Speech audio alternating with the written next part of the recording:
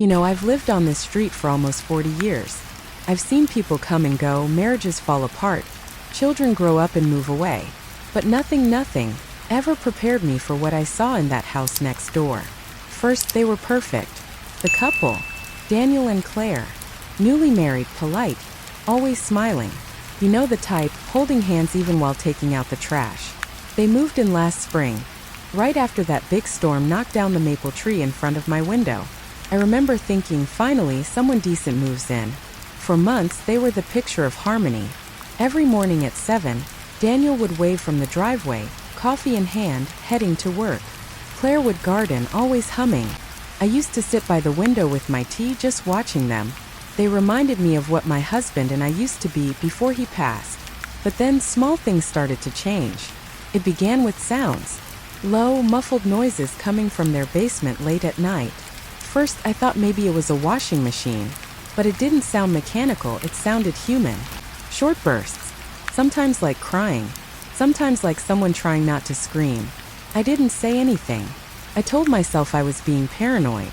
I'm old, my hearing isn't what it used to be, and this neighborhood echoes at night. But then one evening around midnight, I saw Daniel through the window. He was carrying something heavy down the basement stairs. He was sweating even though it was cold outside. I could only see his face for a second before he closed the door, but his eyes, they looked wild. The next morning, Claire acted as if nothing happened. She waved to me like always, smiling, wearing that yellow cardigan she loved. She even brought me cookies. Chocolate chip. Said she'd baked too many.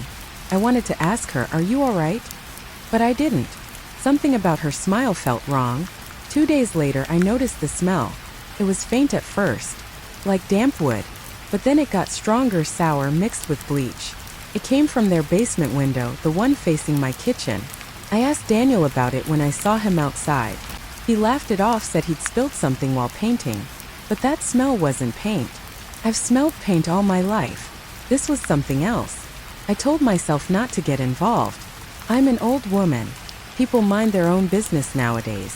But curiosity, it eats at you, especially when you live alone. So I watched. Every night, I sat by my window with the lights off, pretending to read, but my eyes stayed on their house. That's when I started noticing the visitors. Always at odd hours. A man in a dark coat, sometimes a woman with a red scarf. They'd arrive late 10, 11 at night. Daniel would meet them at the door, never inviting them in. Sometimes he handed them small boxes or envelopes. Once I saw him argue with the man. Voices were low but sharp. Claire wasn't there that night. The next morning I asked her about it, casually of course. "Busy night," I said, smiling like a fool. She froze for a second, then laughed. "Oh, Daniel's friends from work," she said. "They drop by sometimes." But her hands were trembling. After that, I started writing things down. Dates, times, what I saw. My daughter says I should keep my mind active, so I called it my observation journal. But really, I was scared. One evening, I saw something that made my heart stop. Claire was outside in her robe at 3 a.m. The wind was strong that night, and her hair was all over her face. She stood by the basement door, just staring at it. Not moving, just staring. Then she lifted her hand and knocked. Once, twice, slowly. The door opened. Daniel pulled her inside quickly, like he didn't want anyone to see. I didn't sleep that night. The next day, she didn't wave. Didn't come out at all. Curtains closed. No sound, no movement. For 2 days, the house looked abandoned. Until Friday evening, when I saw her again. But she looked different. Pale, thinner. And her eyes like she hadn't slept in weeks. When she turned and looked at me through the window, I swear she mouthed something. I couldn't hear it, but I could read her lips. "Help me." I froze. Did I imagine it? I blinked and she was gone. That night, the noises came back. Louder this time. Metal scraping. Something falling. And then a scream. A single sharp scream that cut through the night. Then silence. I called the police. They came 20 minutes later. I watched them knock. Daniel answered, calm as ever. Smiling. They talked for a bit, then left. He waved as they drove off. Like nothing happened. I stood at my window, shaking. The next morning, a police officer came to my door, said they checked, found nothing unusual. But I knew they hadn't gone in the basement. 2 days later, Daniel started digging in the backyard. He said he was building a fire pit, but it wasn't round. It was long, narrow, like a trench. I watched him all day. My hands wouldn't stop shaking. He worked until sunset, then covered the hole with a tarp.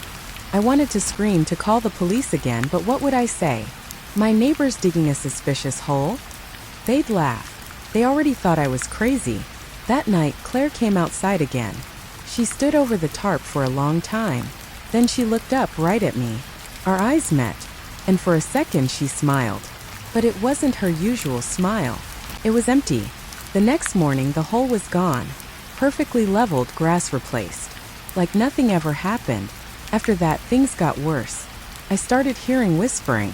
Not from them, from my own walls. Maybe I was losing it. I hadn't slept properly in weeks. Every creak made me jump. Every shadow looked like someone watching me back. But then Sunday came. Around 6 a.m., I saw a van pull up to their driveway. 2 men got out, carrying a large wooden crate.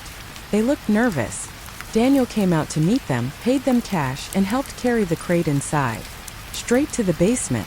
I couldn't take it anymore. I called my friend Margaret. She lives 2 streets down.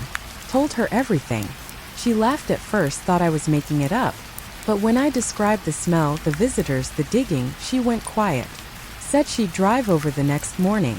That night, the basement light stayed on. Until dawn. When Margaret arrived, we both watched from my kitchen. No movement. No sound. Just the light still on, flickering. She said maybe it was nothing. Maybe Daniel ran a business down there, or storage, or who knows. But I knew better. You don't store that kind of secret under your own floor. Around noon, Daniel came out with a trash bag. Heavy. He struggled to lift it into the car trunk. Claire followed, holding another. They looked tired. Dirty. She had dirt under her nails. They drove off. I waited 15 minutes. Then I did something I never thought I'd do. I went next door. The gate was unlocked. Their back door too. My heart was pounding, but I stepped inside. The house smelled faintly of bleach again. The living room was spotless, too spotless. No clutter, no dishes, no sound. Then I heard it. From below. A low rhythmic sound. Like humming. I walked toward the basement door. It was half open. The light was on. I could see the edge of the wooden crate. And something was moving inside it. I froze. That's where I'll stop for now. Does what I saw next. I still can't find the words. But before I tell you, I need to ask. What would you have done in my situation?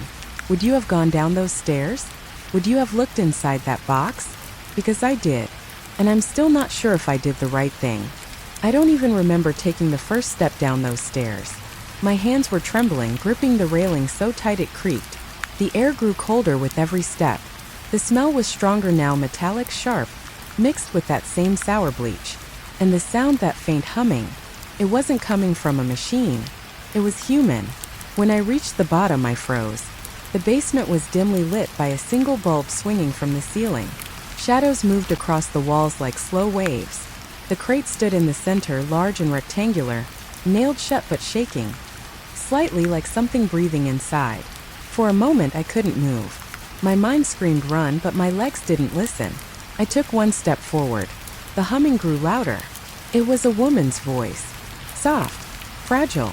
Like someone humming to stay sane. My fingers brushed the crate. Cold. Damp. I leaned closer. Hello. I whispered. The humming stopped.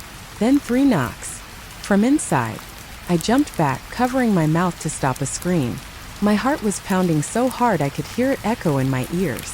Whoever or whatever was inside, they heard me. I could feel their breath through the cracks. That's when I heard the door upstairs open. Footsteps. Heavy. Slow. Daniel. I darted behind an old shelf stacked with paint cans and boxes. My breathing turned shallow, my knees shaking. The stairs creaked with each step he took. He was humming now, the same tune. When he reached the basement floor, he stopped right in front of the crate. I could see him through the gap between the boxes. His face looked different. Calm, almost peaceful, but his eyes were distant, empty. He crouched beside the crate, touched it gently. "Shua," he whispered. "You're all right, love. You're safe now. Love?" He stood up, ran his fingers through his hair, then muttered, "You made me do this, Claire. You made me." I nearly gasped. Claire. Was she? No, that couldn't be. He started prying open the top of the crate with a crowbar.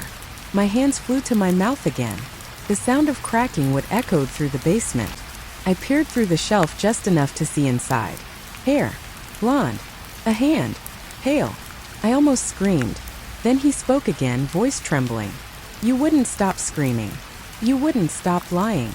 He dropped the crowbar, backed away, pacing in small circles. "You were supposed to love me," he said, his tone cracking between rage and sorrow. "We were perfect. We were supposed to stay perfect." He turned toward the stairs. For a moment I thought he'd seen me.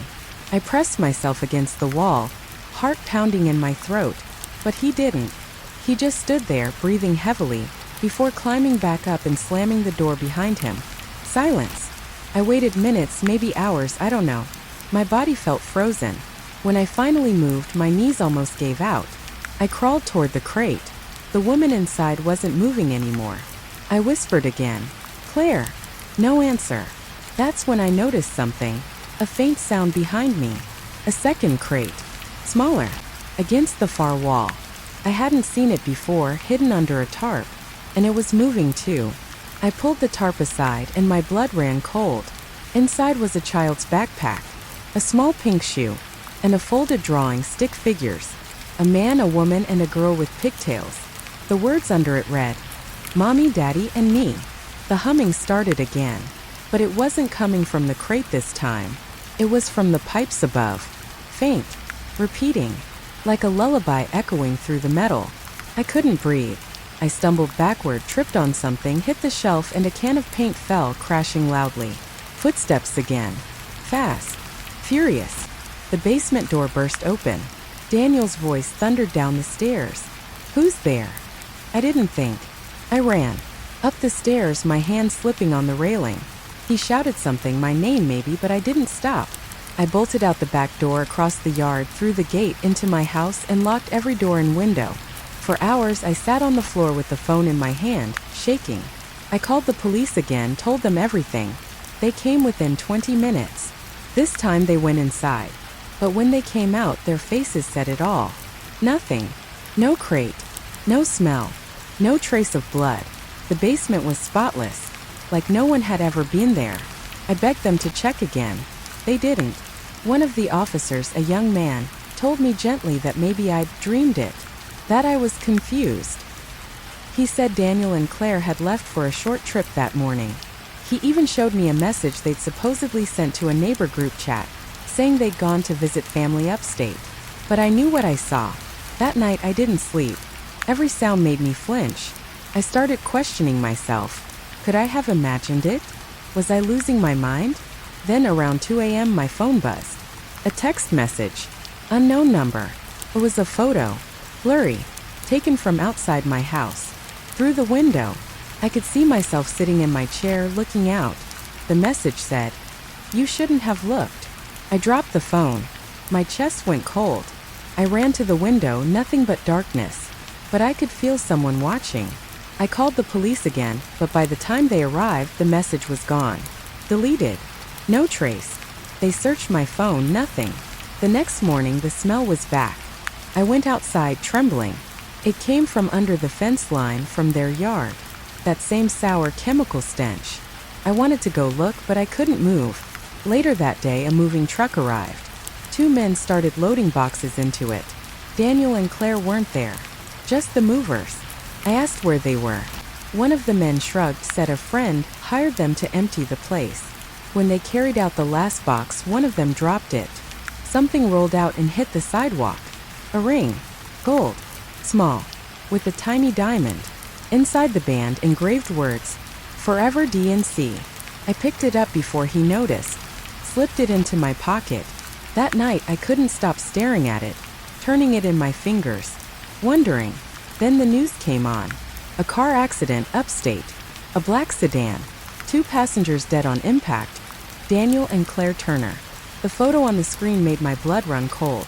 But here's the thing. The picture they showed of Claire wasn't the woman I'd seen. The face was different. similar enough that someone else might not notice. But I see details. The woman who brought me cookies who waved from the garden, she had a small scar above her eyebrow. The woman in that photo didn't. And if she wasn't Claire, then who was in that basement? I didn't tell the police. What would I even say? They already think I'm losing it. But that night I went back to my kitchen window. I don't know why. Habit maybe. The moving truck was gone. The house was dark. Empty. Until around midnight. A light flickered on. In the basement. And I swear to you I heard it again. That soft humming. The same lullaby. I couldn't move. Couldn't breathe. Just sat there, staring into that window until sunrise. When the light finally went out, I whispered to myself, "She's still there." The next day I called Margaret again. Told her everything. She begged me to let it go. Said maybe it's just my grief making me see things. My husband's been gone 6 years now. Maybe she's right. Maybe I'm slipping. But deep down I know what I saw. I can still smell the bleach when I close my eyes. I can still hear the knocks inside that crate. And that ring, it's still on my table.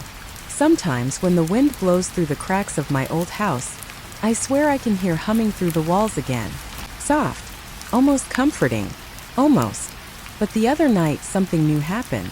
I woke up around 3 in the morning and heard footsteps on my porch. Slow. Careful. Then a soft knock at my door. 3 times. Just like in the basement. I didn't open it. I sat in my chair, frozen, holding my breath. Whoever it was didn't leave. They just stood there for a long time. Then I heard a whisper. A woman's voice. "Help me." And that's when I realized it wasn't coming from the door. It was coming from the vent behind me. I haven't slept since. But I need to know. What would you do if you were me? Would you open the door? Would you go back to that house? Because I think someone's waiting for me there. And this time I don't think I'll come back. I didn't mean to go back. I told myself 100 times I wouldn't. But silence can drive you mad. And my house felt too quiet, like it was holding its breath. For 3 nights I sat in my chair, staring at that dark window next door. Nothing moved. No lights, no sounds. But the smell never left.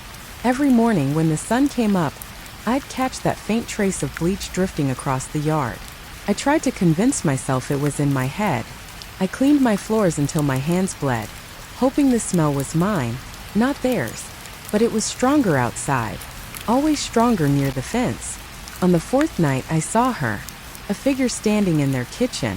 Just a silhouette behind the curtain, but I knew that posture. Claire, or whoever she was, standing still, head tilted slightly like she was listening to something. Then she turned slowly and faced my window. I froze. We just stared at each other through the glass. No movement. No expression.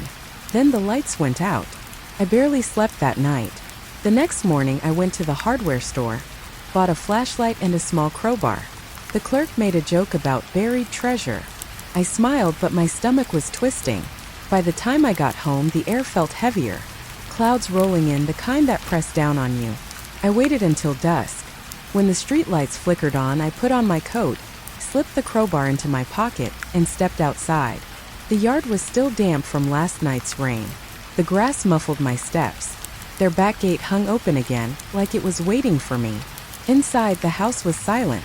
The smell hit me the moment I entered. Not bleach this time. Earth. Damp soil and something sweet, like decaying flowers. I turned on my flashlight. Dust floated in the beam. Furniture covered with sheets. Empty wine glasses on the counter. A photo on the wall, Daniel and Claire smiling, holding hands in front of a lake. Only, the woman in the picture had short hair. The one who lived here had long hair. My knees felt weak. I whispered, "Who are you?" Then I heard it. That humming again. Faint from below. I followed it. The basement door creaked as I opened it. The smell was worse here. I held my sleeve over my nose and started down the stairs. The bulb was still swinging when I reached the bottom. The floor was damp. Mud. Footprints, small, barefoot, led from the stairs to the back wall. The crate was gone. But in its place, the earth had been dug up. A shallow pit, half filled again, the dirt darker, wetter than the rest. I knelt down, shining the light over it. That's when I saw it. Hair. Blonde. Tangled in the soil. I staggered back, nearly dropping the flashlight. My breath came out in short bursts. "Claire," I whispered. The humming stopped. I turned the light toward the sound. A shadow moved in the far corner. Slowly, deliberately. "Who's there?" My voice cracked. The figure stepped into the light. It was her. The woman who'd waved at me from the garden. The one who brought cookies, who smiled too wide. But she looked different now. Her clothes were filthy, her hair matted, her eyes hollow. She stared at me for a long time before whispering, "You shouldn't be here." I raised the flashlight higher. "Who are you?" She blinked slowly like she was trying to remember. "He said I was Claire," she murmured. "But I'm not." My heart stopped. "Then who?" She looked at the pit. "He said if I wanted to be loved, I had to replace her." I felt the floor tilt under me. My head spun. She stepped closer, her voice trembling. "He kept her down there for weeks. Said he'd fix it. Said no one would know." I tried to back away, but she grabbed my wrist, cold, desperate. "You have to help me. He's not gone. He's coming back. Daniel's dead," I whispered. Her eyes widened. "No," he said, "that's what they'd say." Suddenly a sound above us, footsteps. Slow. Deliberate. She turned pale. "It's him." "No, it can't be," I said, shaking. He's. The door at the top of the stairs slammed shut. I pointed the flashlight upward, but the beam flickered. The footsteps grew louder. Coming down. She pulled me toward the far corner, behind an old furnace. "Don't make a sound," she mouthed. The basement door creaked open. I could see his legs first, mud on his boots, torn jeans. Then the rest of him. Daniel. Alive. He walked down slowly, breathing heavily. In his hand, a shovel. His face was covered in dirt, streaked with sweat. His eyes were glassy, wild. "I told you to stay quiet," he said, his voice low, shaking. "You had one job." He was talking to her. Not to me. She pressed her hand to her mouth, trembling. "I tried," she whispered. "I tried to be her." Daniel slammed the shovel against the wall, and I flinched. "You're not her. You'll never be her." He turned, then froze. The flashlight beam hit his face. He saw me. For a moment he didn't move. Then a slow smile spread across his face. "Mrs. Bennett," he said softly. "Always watching, aren't you?" My knees gave out. "Stay away from me," I said. He stepped closer, dragging the shovel on the floor.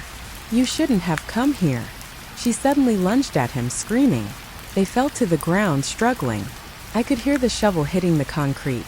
Their hands clawing, grunts, screams, raw and animal. I didn't think. I grabbed the crowbar from my pocket, swung it blindly. Connected with something solid. He screamed. The shovel clattered away. I didn't stop to look. I ran up the stairs, stumbling, pushing the door open, gasping for air as I burst into the yard. Rain was pouring now. Cold, heavy, washing the mud from my shoes as I ran to my porch. When I looked back, the basement light flickered again. 2 shadows moving. Then one. Then none. I called the police one last time. They came. They searched. And again they found nothing. No one in the basement. No blood. No shovel. The floor freshly cleaned, the dirt gone. They asked if I was alone. I said yes. They looked at each other. Then at me, the way people look at someone they pity. But the next morning an officer returned. He said they found something near the creek, half a mile away. A man's body. Broken ribs. Head injury. No ID, but the fingerprints matched Daniel Turner. They called it an accident. They didn't mention the woman. When I asked if they'd found anyone else, the officer said no. But he looked uneasy, like he wanted to say more. That night I sat by my window again. Rain still falling. The house next door was dark. Silent. Then just before dawn I saw movement. A woman walking slowly across the yard. Barefoot. Mud on her dress. She stopped by the fence, looked up at me and smiled. Her hair was short now. And in her hand she held something small, glinting in the first light of morning. My ring. The one I'd lost years ago, the one my husband gave me before he died. She placed it on the fence post, looked at me one last time, and whispered something I couldn't hear. Then she walked toward the woods, disappearing into the mist. I haven't seen her since. But sometimes when the night is too quiet, I hear humming again. Not from their house. From my basement. And every time I ask myself, what did I bring back that night? What followed me home? Tell me, if you were in my place, would you go down there again? Would you try to find out what's still humming in the dark? Because I think I have to. I think it's waiting for me. The days after Daniel's body was found were a blur. The police came and went, always polite, always skeptical. They called me ma'am in that careful way people use when they think you're fragile. But they watched my eyes when I spoke, measured every word. They didn't believe me. Maybe they didn't want to. The newspaper called it a tragic accident. Said Daniel slipped on wet rocks by the creek, hit his head. No mention of Claire. No mention of the house. Just a photo of the two of them smiling. Captioned, beloved couple mourned by neighbors. I wanted to tear it apart, but I kept it. Because I recognized the photo. It was the same one that hung in their living room. The one with the short-haired woman. Except this time when I looked closely, something was different. Her necklace. In the paper it wasn't the same one. The shape was wrong. A different pendant entirely. That's when I realized someone was changing things. Every trace of what happened that night was being erased, piece by piece. And I was the only one left who remembered. The next few nights I couldn't sleep. I kept hearing noises again, but softer now, like whispers through the walls. I tried ignoring them. I turned up the TV, left lights on, but the voices only grew clearer. Sometimes they said my name. Then, on the fifth night, I found footprints outside my back door. Bare feet. Small. Muddy. Leading toward the fence. I didn't follow them. I couldn't. That morning, Detective Harris came to see me. Young man. Too neat. The kind of man who still believes everything has a logical answer. Mrs. Bennett, he said gently, you told the responding officers you saw Daniel alive in his basement the night before his body was found. Yes. But his injuries suggest he'd been dead at least 12 hours before that. I stared at him. I know what I saw. He wrote something in his notebook. You also said there was a woman present? Yes. Claire. He looked up. Ma'am, Claire Turner's body was found in another state 3 weeks ago. DNA confirmed. The room spun. I gripped the arm of my chair. That's not possible. She was here. I spoke to her. He closed his notebook. I believe you saw someone, but perhaps your mind filled in details. Grief can. Don't patronize me. My voice came out sharper than I intended. I know what's real. He smiled politely, but his eyes said otherwise. If you remember anything else, call me. After he left, I sat there for hours.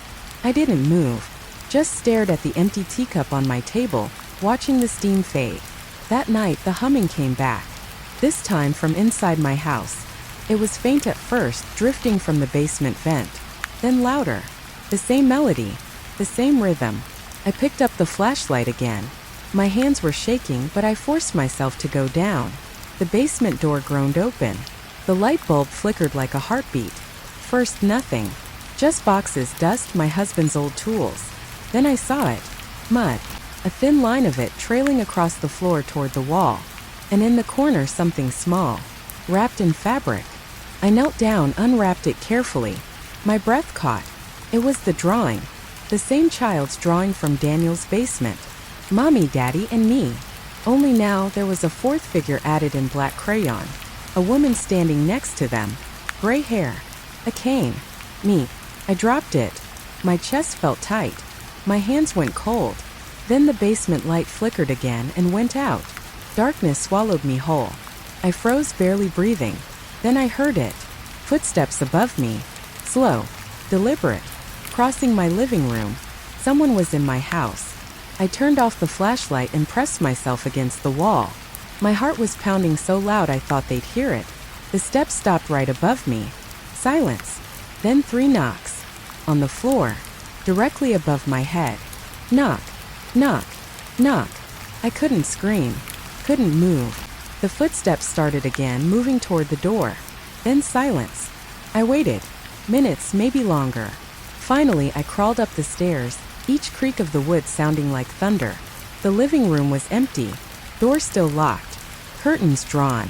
Nothing disturbed. Except on the kitchen table my ring. The one the woman had left on the fence post. I hadn't brought it inside. My mind spun. Was she here? Was he?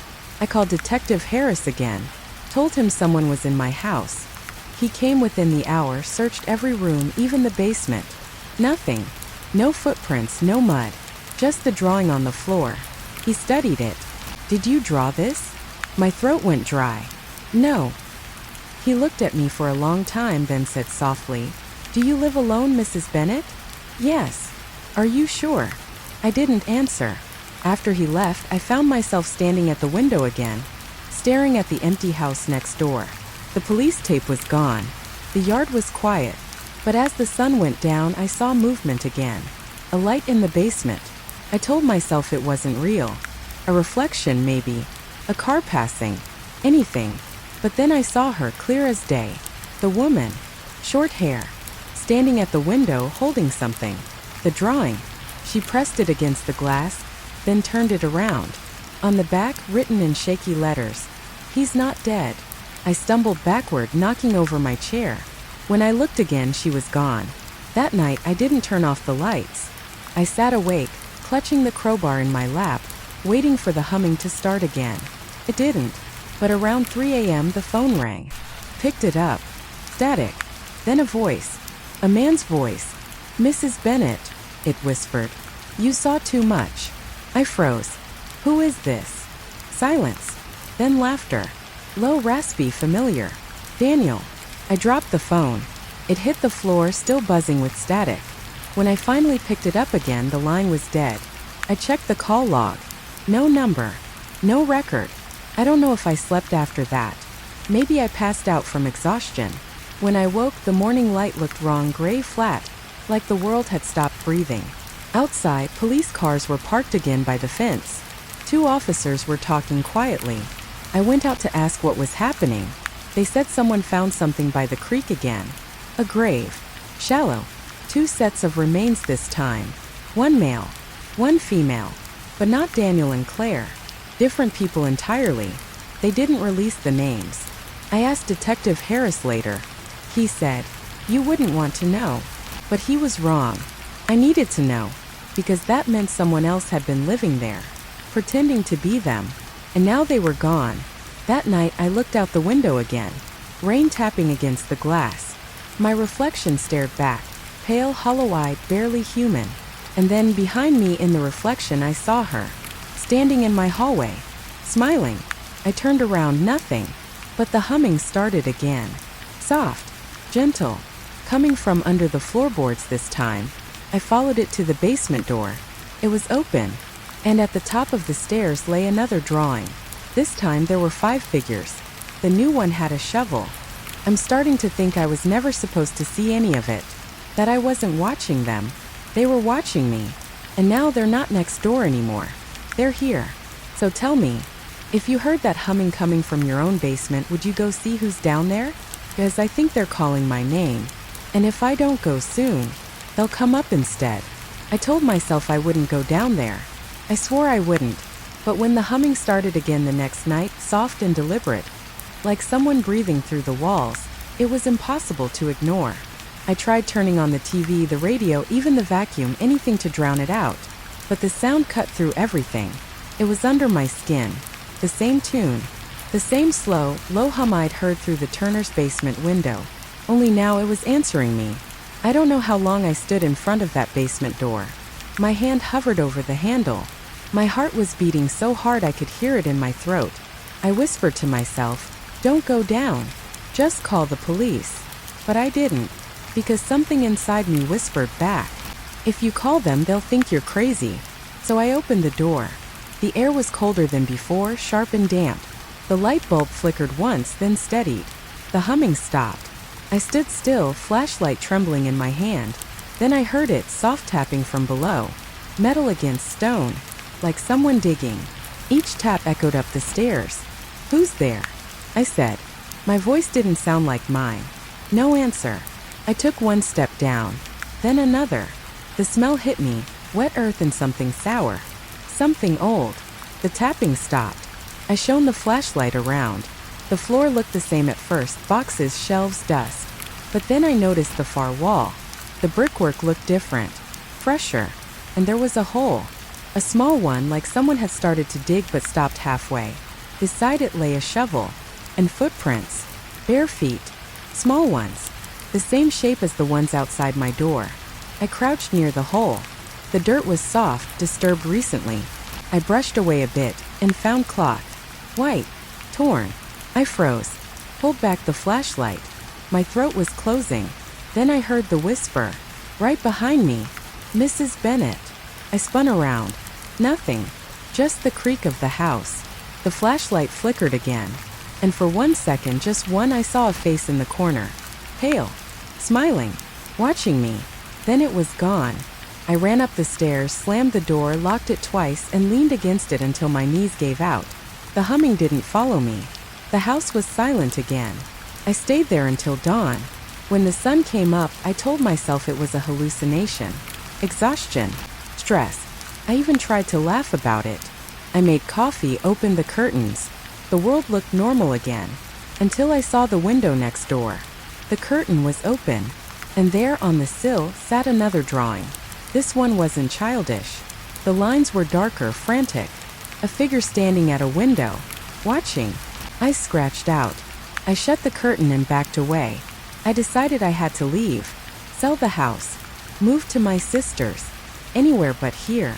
But when I called her, she didn't answer. So I drove there. It's only 40 minutes away. Her house was empty. The door unlocked. Inside, everything was untouched, except the living room. Someone had drawn on the wall. The same crayon lines. Mommy, Daddy, and me. And at the end, again, the gray-haired woman. Me. My sister's cat sat in the corner staring at me, tail twitching. I took a step closer and saw the collar. A new one. The tag read, Daniel. I ran. By the time I got home, it was dark. I don't remember driving. My hands were numb. When I walked inside, the air felt wrong. Stale. Like someone had been here while I was gone. Every light I turned on seemed dimmer than it should have been. Shadows longer. And then I saw it. The basement door was open again. On the steps, a teacup. My teacup. Filled with dirt. Inside it, my wedding ring. The one that had been missing since my husband died. I dropped it. It shattered on the tile. That's when the phone rang again. I didn't want to answer, but I couldn't help it. Static. Then the same voice. You shouldn't have gone down there. My throat tightened. Who are you? No answer. Just breathing. Then faintly. Check the photographs. The line went dead. I ran to my living room. I had boxes of old photos, vacations, neighbors, parties. I dug through them, my hands shaking, until I found one of the Turners' housewarming party years ago. They were both there, smiling. Claire holding a tray of cookies. Daniel with his arm around her. And in the background, through the window, you could see my house. My living room. And me. Standing at the window. Watching. But it wasn't just me. There was someone behind me. A tall man, face shadowed. My husband had died 2 years before that. There shouldn't have been anyone there. I looked at more photos. Same thing. Different angles, different dates. Always the same shadow behind me. Always watching. My hands were trembling so hard I dropped the pictures. I ran to the window again, pulled the curtain back. And there, across the yard, was a figure standing in the Turner's window. Not moving.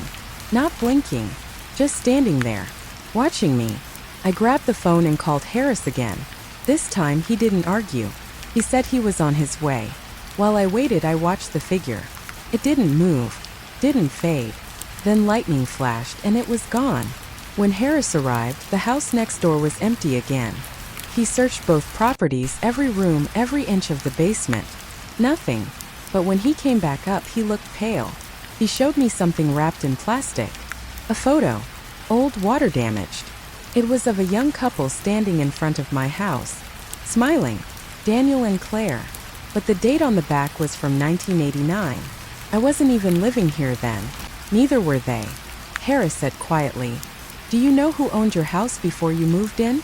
I shook my head. He said, "The Turners." I couldn't breathe.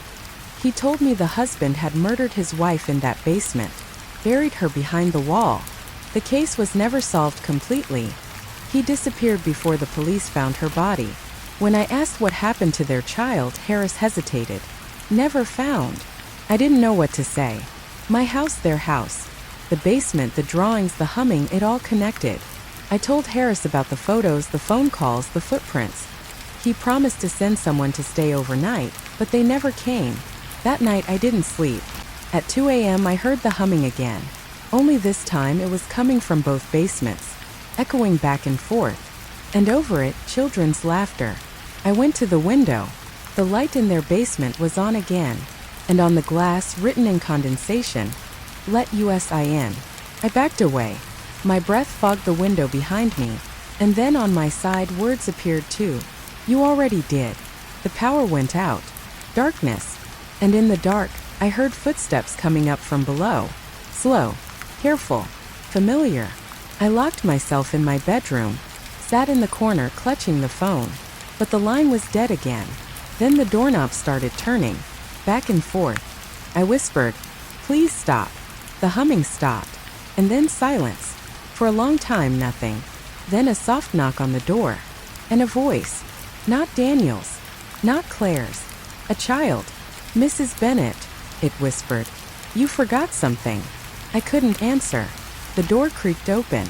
And there in the doorway stood a small boy. Barefoot. Covered in dirt. Holding my husband's watch. He smiled. Behind him in the dark hallway, two figures stood watching. Daniel. Claire. Smiling too. He placed the watch on the floor, turned and walked away. The figures followed. I didn't move. I couldn't. When morning came, the house was silent again. The door wide open. But on the hallway floor, written in dirt, were 3 words. "We're still here." Morning light doesn't mean safety anymore. It just makes the shadows look polite. I tried to convince myself that what I saw last night wasn't real. A dream, a hallucination. The mind of a lonely old woman fraying at the edges. That's what they'd all say. But the dirt on the floor was real. The watch was real. And when I picked it up, it was ticking. My husband's watch hadn't worked in years. I cleaned it, held it close to my ear. The ticking was too loud. It didn't match the rhythm of a clock. It matched something else. The humming. That same slow, steady beat. I dropped it in the sink. The ticking didn't stop. I poured water over it. Still ticking. I left the kitchen and shut the door, but even through the walls I could still hear it faintly tick, tick, tick, like something counting down. By afternoon, I decided to do what I should have done long ago. I drove to the county records office. The woman at the desk was young, polite, chewing gum too loudly. I told her I wanted old property records, ownership history for my address. She typed for a long time, frowning. Then she said, "That's strange. There's a gap." A gap? Yeah, between 1989 and 1996. There's no registered owner. Then it transfers directly to you. But that's not possible. Someone sold it to me. I signed the papers. She turned the screen toward me. Blank years. No record. "Maybe it's just a filing error," she said. I nodded, but I knew it wasn't. On my way out, an older clerk stopped me. "You said you live on Maple Street?" "Yes." He looked uneasy. "Be careful out there. That place has a history." "What kind of history?" He lowered his voice. "A lot of missing people. But no proof. Nothing anyone can pin down." I drove home slower than usual, watching the road behind me. For a moment I thought I saw a car following me. A black sedan, headlights dim. But when I turned onto my street, it was gone. My house looked different when I pulled up. I couldn't explain why. The curtains seemed lower. The shadows thicker. And the basement door again was open. I didn't go inside right away. I sat in the car watching the front window, waiting. Then I saw movement. Someone inside. A silhouette crossing the room. Tall. Broad shoulders. A man. I called Harris again. Straight to voicemail. Then the lights in my living room flickered. Once. Twice. Then off. I ran inside, flashlight shaking in my hands. Who's there? Silence. The smell hit me again, earth, mold, and something else. Sweet. Metallic. I followed it to the basement. The air was cold. Wet. The bulb overhead buzzed faintly but didn't light. I went down 2 steps. And froze. There were photographs pinned to the wall. Dozens of them. My living room. My kitchen. Me. Sleeping. Each photo dated. The earliest from 6 months ago. Someone had been inside my house, watching me. One photo showed me standing at the window, looking at the Turner's house. Behind me, the same dark figure again. I tore it off the wall and threw it down. My flashlight flickered, and in that flash I saw something else. A shape behind the hole in the wall. Movement. I stepped closer. Dirt crumbled away. A smell like rust and rot filled the air. I pushed the loose bricks aside. Inside, wrapped in plastic, was another photograph. I pulled it out carefully. It was of me, younger, standing next to a man I didn't recognize. The caption on the back: Daniel and Evelyn Turner, 1989. Evelyn. That was my name before I married. But my husband's name wasn't Turner. I stared at the photo until my hands went numb. The woman in the picture, she looked like me. Same eyes, same smile. Just younger. My stomach twisted. I ran upstairs searching for my old ID, my old records. Birth certificate, marriage license, anything. Half the papers were missing. Torn out. I found my old driver's license and froze. The signature was mine, but the name wasn't. Evelyn Turner. My mind broke open like glass. I stumbled to the mirror, staring at myself, whispering, No, that's not me. I'm not her. But I remembered something then. A smell. Damp earth. The sound of digging. A hand on my shoulder, whispering, Don't look. My knees gave out. I think I fainted. When I woke, it was dark again. The house silent. But something had changed. The photographs on the wall were gone. The floor was clean. Even the hole in the basement looked sealed. Had someone come while I was unconscious? Or had it never been there? I walked to the window. The Turner's house was dark. The police tape gone long ago. But there, just faintly, I saw her again. The woman with short hair. Standing in the window, holding the photograph. She pressed it to the glass. I could see the caption again. Daniel and Evelyn Turner, 1989. Then she smiled and pointed at me. I whispered, No. She mouthed a word. Remember. The light behind her flickered. For a moment I saw the room clearly. The wallpaper, the furniture, everything. It was my living room, not hers. The realization hit like a blow. There was no next door. There never had been. I'd been looking at my own house. All along. The window I watched every night, it was my reflection. The basement, the digging, the laughter. It all came from beneath my own feet. I screamed. The sound barely escaped my throat. Then the phone rang. Picked it up. A voice, calm, steady. Evelyn, it's time. I whispered. Who are you? You know who I am. The line crackled. Then I heard the humming again. And beneath it, a second voice. Softer. A child's. Mommy, Daddy, and me. I dropped the phone and ran. Out the door, down the steps, into the street. But when I looked back, my house was gone. In its place, a patch of dirt. Flat. Empty. And in the middle, a single teacup. Filled with earth. I fell to my knees, digging through the soil, desperate, clawing. My hands hit something solid. Wood. A box. Pulled it up. Opened it. Inside, photographs. Hundreds of them. Of people. All the neighbors who had ever lived near me. Every face smiling. Every caption ending the same way. I screamed until my voice broke. The air turned colder, heavy. Behind me, footsteps. I turned. Daniel stood there. He looked exactly the same as in the photographs. Not a day older. He said softly, You were supposed to stay quiet, Evelyn. I shook my head, backing away. You're dead. He smiled. So are you. The world went silent. And then dark. When I opened my eyes again, I was back at the window. Morning light pouring in. Birds singing. The house next door was still there. The same as always. Maybe I dreamed it all. Maybe I lost my mind years ago. But when I looked closer, I saw her. An old woman standing at the window, staring at me. Her lips moved. She whispered, Who's watching who? And then the humming started again. I haven't left the house in 3 days. Or maybe I did. I can't tell anymore. The clocks have stopped again, all except the watch. It ticks from somewhere I can't find. I've looked in every drawer, every cupboard. The sound always moves, first the kitchen, then the hallway, now the basement. I keep thinking about what Daniel said. So are you. If I were dead, would I still feel fear? Would I still hear the creak of the stairs behind me? Slow and patient, like someone testing how close they can get before I notice? I sit by the window now, same spot as always, watching the Turner's house. It looks harmless in daylight. Yellow paint, trimmed hedges, a wind chime that catches the morning light. But at night the windows shift. They don't reflect light, they absorb it. And sometimes I see faces pressed against the glass, just for a second before they fade. Last night I made a decision. If I really am Evelyn Turner, if I've been reliving something that already happened, then the only way to end it is to finish what was started in that basement. I waited until midnight. No lights, no humming, just silence thick enough to choke on. I lit a candle, found the crowbar, and opened the basement door. The smell rose up first, damp soil and iron.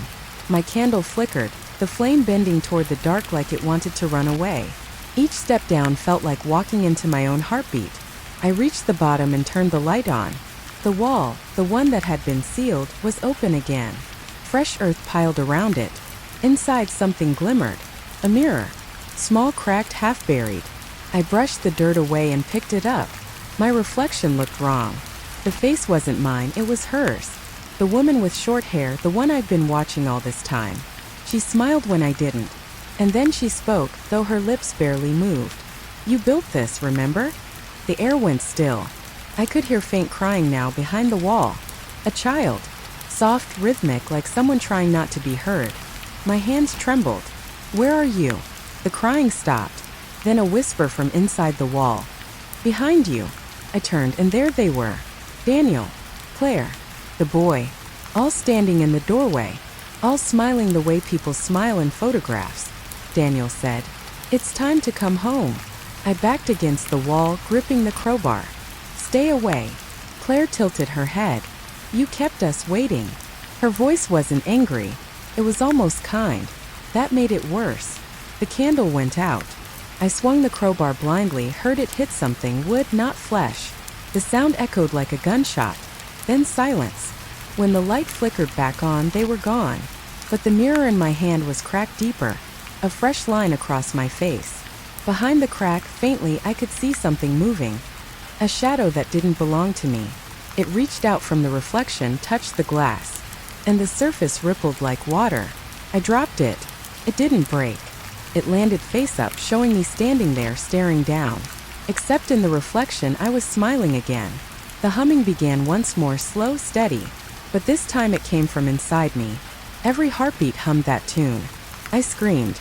The sound bounced off the walls, swallowed instantly. Then I heard another voice, faint but real, coming from above. Detective Harris. "Mrs. Bennett? Are you here?" I ran up the stairs, stumbling, half blind. He was in my living room, flashlight sweeping across the walls. He looked relieved when he saw me. "My God, you're alive." I wanted to say something to explain, but no words came. He glanced toward the basement. "We got a call. Said there was movement here. Thought squatters broke in." I just stared at him. He frowned. "Are you hurt?" I shook my head. "They're back." "Who's back?" "The Turners." He lowered the flashlight. "Ma'am, that house was demolished this morning." My stomach turned. "No. I saw it." He looked at me the way people look at a sleeping animal that might wake up wrong. "Come outside," he said gently. "Please." I followed him. The night air felt wrong, too still. When we reached the sidewalk, I looked across the yard. Where the Turner's house had stood, just rubble. No yellow paint, no wind chime. Only earth. I felt dizzy. It can't be gone. It was just there. Harris said softly, "You were found here once before, Mrs. Bennett. Years ago. Standing right where you are now." He hesitated. "Do you remember that?" "No." He studied me. "You kept saying there was a family next door. That they wouldn't stop watching you. We searched for weeks. There was no family. There was no house. There never was." I shook my head. "You're lying." He sighed, rubbing his eyes. "You told us your name was Evelyn Turner. Then later you changed it. Said it didn't sound right anymore." My knees weakened. "Stop." He reached out to steady me. "It's over. Whatever you think you see. It's not real." But I could still hear it. That faint humming. From the rubble. I turned toward the sound. The dirt was moving. Rising. Like something breathing underneath. Harris didn't see it. He was talking into his radio. Dispatch, I need. The ground split. A pale hand burst through the soil. Then another. Small. A child's. I screamed. Harris spun around, eyes wide. But there was nothing there anymore. Just still dirt. He stared at me, shaken. You need rest, Mrs. Bennett. Please. He guided me back inside, helped me to the sofa. Told me someone would come check on me tomorrow. When he left, I sat there in silence. I could still feel the dirt under my nails. Midnight again. The watch ticking somewhere behind the walls. I followed the sound back to the basement door. It was open. This time I didn't hesitate. I went down slowly, one step at a time. The air heavy but calm. The smell almost gone now, cleaner somehow like rain. The hole in the wall was gone. But on the floor, where the mirror had been, was a single envelope. My name on it. Evelyn. I opened it. Inside, a photograph. Daniel, Claire the boy, and me. All smiling. All standing in front of the house. Behind us, a woman at the window. Older. Watching. On the back, 3 words, you'll join soon. I sat there for a long time. Then I heard footsteps upstairs. Slow. Familiar. They stopped right above me. A soft knock on the floor. 3 times. Knock. Knock. Knock. I whispered. I'm ready. The humming stopped. And the silence that followed felt peaceful. For the first time in months, maybe years, I felt calm. I set the photograph down, blew out the candle, and started up the stairs. Halfway up, I heard a new sound. A voice. A man's voice. Mrs. Bennett? It was distant, echoing. Open the door. I turned back. The basement was empty. No candle. No photograph. Just darkness. The voice came again, clearer now, coming from above. Mrs. Bennett, this is Detective Harris. Can you hear me? My breath caught. I was already halfway up the stairs. If he was outside, who was calling me from below? The voice behind me whispered, come back down. I turned and saw the light again. Soft. Golden. Daniel, Claire the boy. Smiling. They reached out their hands. And for a moment they didn't look frightening. They looked like home. I took one step down. Then another. The light grew brighter. The humming started again, slow, gentle, like a lullaby. I whispered, I'm sorry I forgot. Then everything went quiet. The next morning they found the house empty. No sign of forced entry. No sign of Mrs. Bennett. Only a single teacup on the basement floor, filled with dirt. And beneath it, a photograph. Daniel, Claire the boy. And now one more figure added in the corner. Gray hair. A cane. Smiling. Me. So tell me, if you were in my place, standing there, hearing your own name whispered from the dark, would you have gone down those stairs? Because I did. And I think I finally understand what they were hiding. It wasn't what was in the basement. It was who. So what would you have done? Did I do the right thing?